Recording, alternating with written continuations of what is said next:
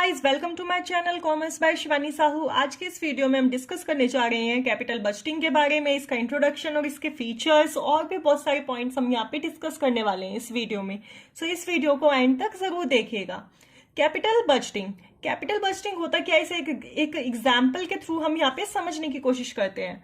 Suppose आपको किसी project पे इन्वेस्ट करना है, किसी प्रोजेक्ट की जो लॉन्ग टर्म एसेट्स हैं उन पर इन्वेस्ट करना है, तो आप क्या देखोगे कि इस प्रोजेक्ट में इन्वेस्ट करने के लिए आपको कितने फंड्स की जरूरत है। फिर आप ये देखोगे सब्सिक्वेंट इनफ्लोज आपको कितने मिलेंगे इस प्रोजेक्ट से। इस प्रोजेक्ट पे अगर आप इन्वेस्ट करते हो तो सब्सिक्वेंट इनफ्लोज आपको कितने मिलेंगे, और फिर जो आपकी एसेट्स की जो वैल्यू होगी वो कितनी रह जाएगी। ओके, टर्मिनल वैल्यू जो होती है वो क्या होती है, लास्ट में आपकी एसिड की जो वैल्यू है, स्क्रैप वैल्यू है, वो कितनी रह जाएगी, प्लस वर्किंग कैपिटल कितनी होगी आपकी। ओके, सो ये जो प्रोसीजर है ये किसके अंडर आता है, कैपिटल बजटिंग के अंदर। और कैपिटल बजटिंग टेक्निक्स कौन सी होती है, जिनके थ्रू हम इवेल्युएट करते हैं कि ये जो हमारा प्रोजेक्ट है जिसमें हम इन्वेस्ट कर रहे हैं ये हमारे लिए प्रॉफिटेबल रहेगा या नहीं रहेगा। अगर ये प्रॉफिटेबल रहेगा तो इसमें हम इन्वेस्ट करेंगे, अगर ये प्रॉफिटेबल नहीं रहेगा तो इसे हम रिजेक्ट कर देंगे। ओके, एक बार हम इसकी डेफिनेशन को थोड़ा यहाँ पे रीड कर लेते हैं। Capital budgeting is the technique of making decisions for investment in long term asset. Long term assets जो होती हैं उन पे हम इन्वेस्ट करते हैं, उसका जो डिसीजन लेते हैं वो किसके थ्रू लेते हैं, कैपिटल बजटिंग के थ्रू। कैपिटल बजटिंग के थ्रू क्यों लेते हैं, अभी मैंने आपको बताया है क्यों लेते हैं, क्योंकि उससे हमें पता चल जाता है कि हमको फंड की कितनी जरूरत होगी, इनफ्लोस कितने आएंगे, आगे वैल्यू क्या रह जाएगी एसेट्स की, ये सब हम मेजर कर लेते हैं किसमें, कैपिटल बजटिंग में। सो उसी के थ्रू हम डिसाइड करते हैं कि ये जो एसेट है इस पे हमें इन्वेस्ट करना चाहिए या नहीं करना चाहिए अपने फंड्स को। Okay, so it is a process of deciding whether or not to invest the funds in a particular assets. इसके फीचर्स क्या क्या है, funds are invested in long term assets. जो फंड्स है उन्हें किस में इन्वेस्ट करते हैं, लॉन्ग टर्म एसेट्स में। जो इनिशियल इन्वेस्टमेंट जो होती है वो किस में होती है, लॉन्ग टर्म एसेट्स में। Funds are invested in present times in anticipation of future profit. इस प्रेजेंट टाइम में हम क्या करते हैं, फंड्स को इन्वेस्ट करते हैं और फ्यूचर में हमें क्या मिलता है, profit, inflows. Okay, the future profit will occur to the firm over a series of year. अब जो हम इन्वेस्ट कर रहे हैं, इनिशियल इन्वेस्टमेंट जो हम कर रहे हैं किसी प्रोजेक्ट में, तो फ्यूचर में क्या मिलेगा, हमें प्रॉफिट मिलेगा, और किस तरह से मिलेगा, एक तरह की सीरीज में, year to year. Capital budgeting decision involves a high degree of risk because future benefits are not certain. अब कैपिटल बजटिंग डिसीजन जो होता है उसमें इन्वॉल्व होता है क्या, हाई डिग्री ऑफ रिस्क। उसमें रिस्क बहुत ज्यादा होता है। रिस्क ज्यादा क्यों होता है, क्योंकि जो फ्यूचर में हमारे बेनिफिट्स होने वाले हैं वो सर्टेन नहीं होते। ओके, वो प्रिडिक्टेबल नहीं होते हैं, हमें नहीं पता कि फ्यूचर में आगे क्या हो जाए। कुछ इंपॉर्टेंट टर्म्स हैं कैपिटल बजटिंग की। सच decisions affect the profitability of the firm. जो हमारा डिसीजन होगा, हमारा डिसीजन क्या होगा कि हम किस प्रोजेक्ट में इन्वेस्ट कर रहे हैं, किस में नहीं कर रहे हैं। टेक्निक्स के थ्रू हम हिसाब किताब करके ये देखते हैं कि कौन सा ऐसा प्रोजेक्ट है जो हमारे लिए प्रॉफिटेबल है, तो उसी में ही हम इन्वेस्ट करते हैं। जो हमारे डिसीजंस होंगे ओके, वो अफेक्ट करेंगे किसको, हमारी प्रॉफिटेबिलिटी को, जो फर्म की प्रॉफिटेबिलिटी है उसको अफेक्ट करेंगे। ओके, आज का लिया जो हमारा डिसीजन होगा वो अफेक्ट करेगा फर्म की प्रॉफिटेबिलिटी को। Okay, second, long term period. जो भी प्रोजेक्ट में हम इन्वेस्ट करेंगे, ओके, जिस भी प्रोजेक्ट में हम इन्वेस्टमेंट करेंगे वो लॉन्ग टर्म के लिए करेंगे।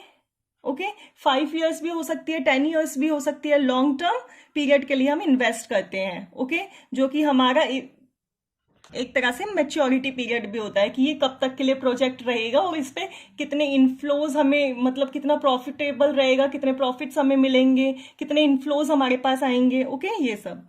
इरिवर्सिबल डिसीजन, किसी भी प्रोजेक्ट पे इन्वेस्ट करने के बाद इजिली उसको रिवर्स नहीं कर सकते, मतलब ये इरिवर्सिबल होते हैं।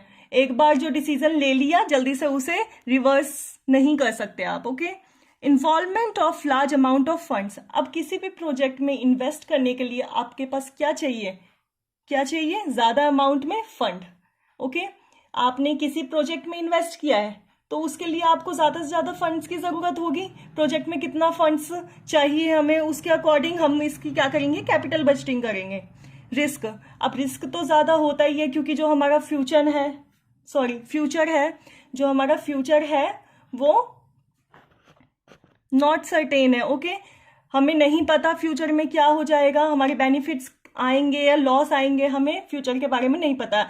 एक तरह से हम प्रिडिक्ट करते हैं। कैपिटल बजटिंग में हम क्या करते हैं, प्रिडिक्शन ही तो करते हैं कि हमें कितना इनफ्लो आएगा, कितना ये सेल्स होगी, कितना ये, बहुत सारी चीजें हम प्रिडिक्ट करते हैं कैपिटल बजटिंग करते वक्त। Okay, most difficult to make.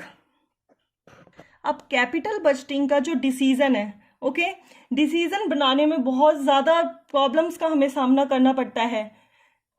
हमें बहुत चीज़ों को ध्यान में रख के ये डिसाइड करना पड़ता है कि हम इस प्रोजेक्ट में इन्वेस्ट करें या ना करें। बहुत सारी ऐसी टेक्निक्स हैं, एनपीवी, पीआई, बहुत सारी टेक्निक्स हैं, आईआरआर और पेबैक। इससे हमें पता, इन सब टेक्निक्स को लगाकर हमें पता चलता है कि ये प्रॉफिटेबल है या नहीं है।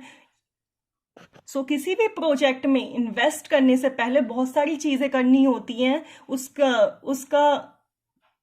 उसकी कैपिटल बजटिंग करनी होती है, फिर उसकी कुछ टेक्निक्स को लेके उसे इवेल्युएट करना होता है। तो बहुत सारी ऐसी चीज़ें हैं जो एक इन्वेस्टिंग डिसीजंस को लेने में करनी पड़ती हैं। ओके, आई होप आप सभी समझ गए होंगे।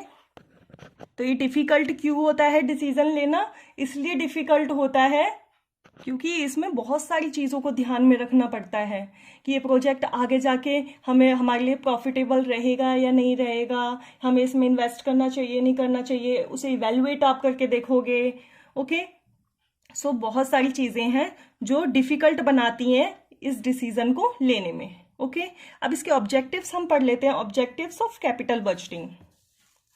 ऑब्जेक्टिव्स क्या है? To evaluate relative worth of capital projects and ensure the selection of most profitable capital profit। अब इसमें भी यही है जो मैंने अभी बताया था, टेक्निक्स को लेके, मतलब जो भी टेक्निक आपके लिए सुटेबल हो उस टेक्निक को लेके इवेल्युएट करते हैं हम। हमारी जो कैपिटल बजटिंग हमने बनाया है उसको इवेल्युएट करते हैं कि ये आगे जाके हमारे लिए प्रॉफिटेबल रहेगा या नहीं रहेगा। उसी के ही बेस पे हम सिलेक्ट करते हैं project. Okay, to ensure efficient control over capital expenditure. ये हमें एंश्योर कर लेना चाहिए कि हमारा कैपिटल एक्सपेंडिचर पे एफिशिएंट कंट्रोल हो। ओके, कैपिटल एक्सपेंडिचर जो है उस पे एफिशिएंट कंट्रोल हो, ये हमें एंश्योर करना होता है। To make cost benefit analysis in terms of cash flow.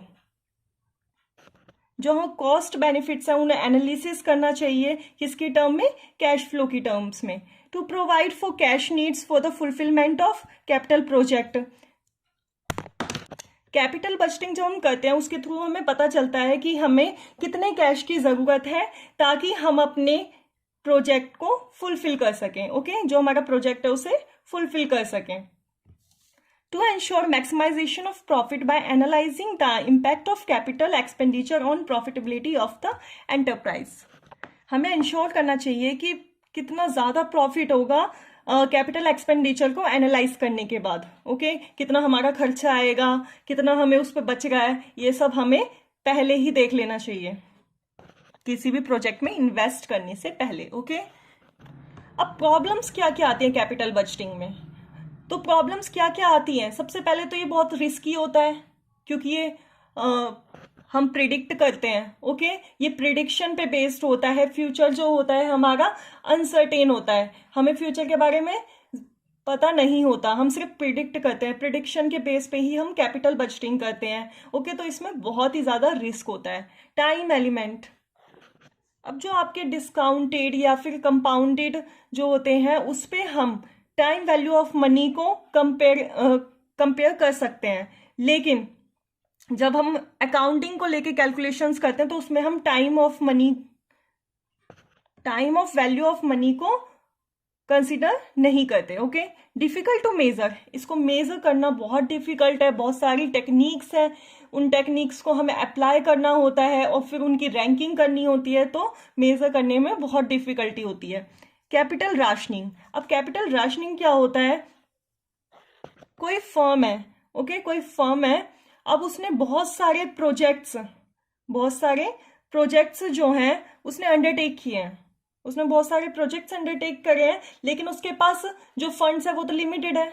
Okay, जो फंड्स है उसके पास वो लिमिटेड है, तो उसे इवेल्युएट करना पड़ता है प्रोजेक्ट्स को, और फिर देखना पड़ता है कौन सा ऐसा प्रोजेक्ट्स है जो मोस्ट प्रॉफिटेबल है, सो मोस्ट प्रॉफिटेबल जो प्रोजेक्ट होगा उसको वो क्या करेंगे, सिलेक्ट करेंगे, और जो बाकी के प्रोजेक्ट्स रहेंगे जिसमें ज्यादा प्रॉफिट नहीं होगा उनको रिजेक्ट कर देंगे because of limited funds. Okay, types of investment projects. अब कितने टाइप्स की इन्वेस्टमेंट प्रोजेक्ट्स होते हैं ये हम देख लेते हैं। फर्स्ट है रिप्लेसमेंट मॉडर्नाइजेशन प्रोजेक्ट। अब रिप्लेसमेंट क्या हो गया, सपोज आपका कोई प्रोजेक्ट है, ओके, उसमें जो आपका प्लांट है उसकी जो इकोनॉमिक लाइफ है वो कंप्लीट हो चुकी है। ओके, उसकी जो इकोनॉमिक लाइफ है वो कंप्लीट हो चुकी है, तो अब क्या करेंगे, दूसरे प्लांट से उसको रिप्लेस कर देंगे, तो उसी को ही हम क्या बोलते हैं, रिप्लेसमेंट डिसीजन। ओके, सपोज कोई प्लांट है उसको रिप्लेस किया है, उसको रिप्लेस क्यों किया है, ऑब्सोल्यूट टेक्नोलॉजी। ओके, जो उसकी टेक्नोलॉजी है वो बहुत पुरानी है, वो ढंग से वर्क नहीं कर पा रहा है, तो इसकी टेक्नोलॉजी को मद्देनजर रखते हुए उसको रिप्लेस कर दिया गया है, तो इसे हम क्या बोलेंगे, मॉडर्नाइजेशन डिसीजन। ओके, दोनों में फर्क पता चल गया। रिप्लेसमेंट का मतलब क्या होता है, किसी प्रोजेक्ट में कोई आपने प्लांट इम्प्लांट किया है, ओके, उसकी इकोनॉमिक लाइफ है जो कंप्लीट हो चुकी है, वो कंप्लीट हो चुकी है, तो आप क्या करोगे, रिप्लेस कर दोगे उस प्लांट को दूसरे प्लांट से। जो आप रिप्लेस कर रहे हो उसी को क्या बोलते हैं, रिप्लेसमेंट डिसीजन।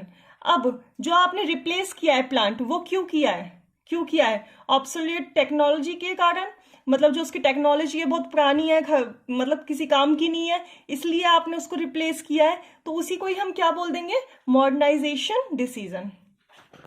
नेक्स्ट है ग्रोथ और एक्सपेंशन प्रोजेक्ट। अब जो आपका प्रोडक्ट है, सपोज आप कोई प्रोडक्ट बना रहे हैं और आपका प्रोडक्ट जो है उसकी डिमांड बहुत ज़्यादा है मार्केट में उसकी डिमांड बहुत ज़्यादा है, तो आप क्या करोगे, अपने प्रोजेक्ट का एक्सपेंशन करोगे, उसे और उसकी ग्रोथ करोगे, उसे और डाइवर्सिफाई करोगे।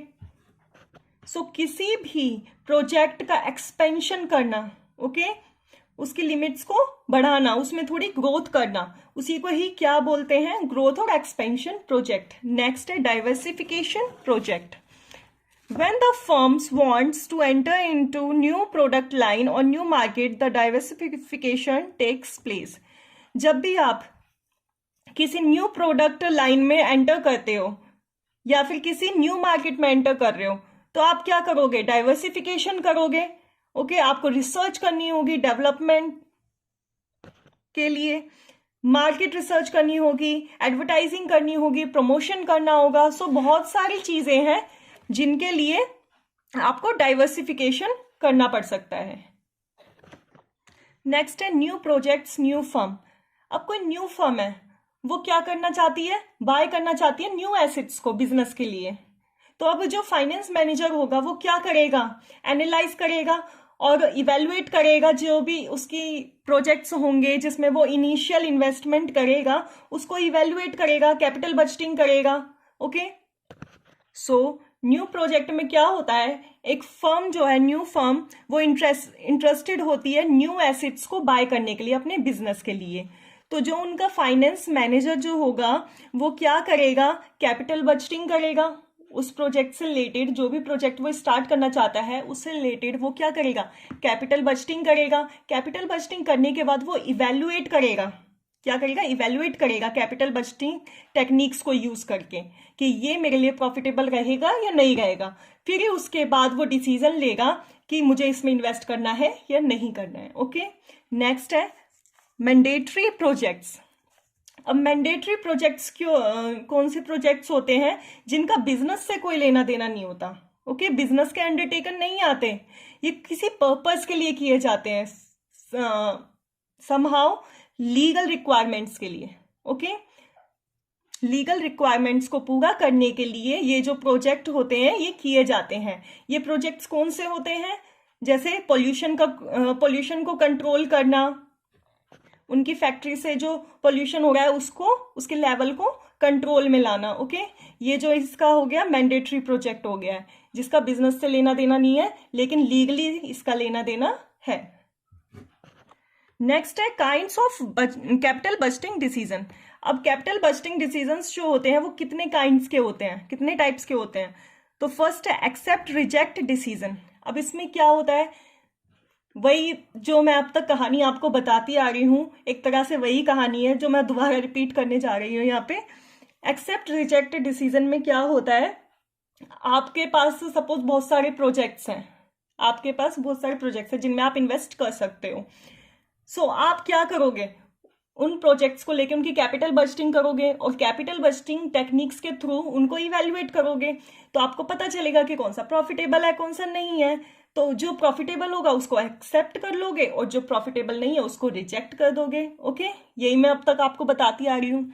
म्यूचुअली कॉम्पिटिटिव डिसीजन, इसमें वही होता है, प्रोजेक्ट्स के बीच में कॉम्पिटिटिव डिसीजंस लिए जाते हैं और एक को सिलेक्ट किया जाता है और बाकी सबको रिजेक्ट किया जाता है। नेक्स्ट है प्रायोरिटी ऑर्डर डिसीजन। सपोज एक फर्म है जिसके पास बहुत सारा फंड अवेलेबल है, बहुत सारा, वो बहुत सारे इंडिपेंडेंट प्रोजेक्ट्स में उन फंड्स को इन्वेस्ट कर सकता है, तो उसकी प्रायोरिटी क्या होगी कि इंडिपेंडेंट प्रोजेक्ट्स में इन्वेस्ट करना। लेकिन अगर किसी फर्म के पास लिमिटेड फंड्स हैं, ओके, लिमिटेड फंड्स हैं, तो वो क्या करेगा, वही सब करेगा, कैपिटल बस्टिंग, फिर टेक्निक से इवेल्युएट करना, फिर देखना कि सबसे ज्यादा प्रॉफिटेबल कौन है, तो वो प्रॉफिटेबल वाले को चुनेगा और उसमें इन्वेस्ट करेगा। ओके, और बाकी जो उसे प्रॉफिट ज्यादा नहीं होगा या फिर जो प्रॉफिट बिल्कुल नहीं दे सकते उनको रिजेक्ट कर देगा। सो ये प्रायोरिटी बेसिस पे डिसीजन लिया जाता है। अब इसका प्रोसीजर क्या होता है, प्रोसीजर के बारे में एक बार पढ़ेंगे। First, estimation of cost and benefits of an investment proposal. Okay, वही है, कॉस्ट कितनी होगी उसको एस्टिमेट करना, उसमें बेनिफिट्स कितने कैसे होंगे उसको एस्टिमेट करना। किसी भी इन्वेस्टमेंट प्रपोजल को करने से पहले हम क्या करेंगे, एस्टिमेट करेंगे कॉस्ट और उसके benefits. Next, estimation of the minimum required rate of return. अब इसमें ये एस्टिमेट करेंगे कि जो रिक्वायर्ड रेट ऑफ रिटर्न है वो मिनिमम हो। ओके, इतना तो हो कि हमें प्रॉफिट उस प्रोजेक्ट पे मिलता रहे। Application of a suitable capital budgeting technique. अब कौन सी कैपिटल बस्टिंग टेक्निक है जो कि सुटेबल है हमारे प्रोजेक्ट को इवेल्युएट करने के लिए, ये डिसाइड करना। ओके, सो प्रोसीजर में सबसे पहले आप एस्टिमेट करेंगे क्या, कॉस्ट और बेनिफिट्स, कि उसमें कितनी कॉस्ट लगेगी और आने वाले टाइम में कितना आपको इनफ्लो होगा, कितने आपको रिटर्न में मिलेगा, बेनिफिट्स क्या क्या होंगे आपके। फिर एस्टिमेट करना कि रिक्वायर्ड रेट ऑफ रिटर्न है वो कम से कम इतना तो हो कि हमारा जो प्रॉफिट है वो हाई हो। ओके, इतना तो रिक्वायर्ड रेट ऑफ रिटर्न होना ही चाहिए कि हमारे लिए वो प्रोजेक्ट प्रॉफिटेबल रहे। अब नेक्स्ट क्या होगा, कैपिटल बस्टिंग टेक्निक्स जो भी आपके लिए सुटेबल है उसको आप अप्लाई करोगे और इवेल्युएट करोगे उस प्रोजेक्ट को कि उसमें आपको कितना रिटर्न मिल रहा है। ओके, सो यहाँ पे इसका इंट्रोडक्शन खत्म होता है। हमने यहाँ पे सब पढ़ लिया है कि कैपिटल बस्टिंग डिसीजन के काइंड्स क्या होते हैं, प्रॉब्लम्स क्या होती हैं, फीचर्स क्या होते हैं, प्रोसीजर क्या होता है। तो बहुत सारी चीजें हमने इसमें कवर करने की कोशिश करी है। सो अगर आपको कोई दिक्कत हो, कोई चीज नहीं समझ आ रही है, तो आप मेरे से कमेंट करके पूछ सकते हैं। अगर ये वीडियो आपको अच्छी लगी हो तो प्लीज इसे लाइक कीजिए और मेरे channel commerce by Shivani Sahu को सब्सक्राइब कीजिए। Thanks for watching.